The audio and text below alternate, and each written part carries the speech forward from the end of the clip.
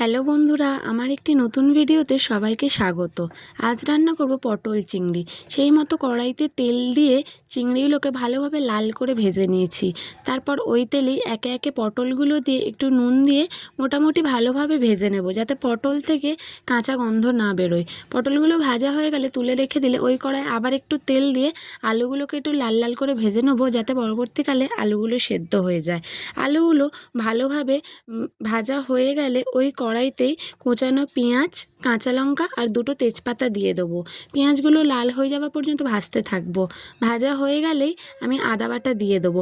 আর যারা রসুন দিতে চাইছো তারা দিতে পারো, কিন্তু আমি রসুন দেবো না, গরমকালে তো একটু হালকা পাতলাভাবেই করব। তারপর আদা বাটা দিয়ে ভালোভাবে নাড়ি চাড়িয়ে নেওয়ার পরে 2-3টে টমেটো দিয়ে দেবো।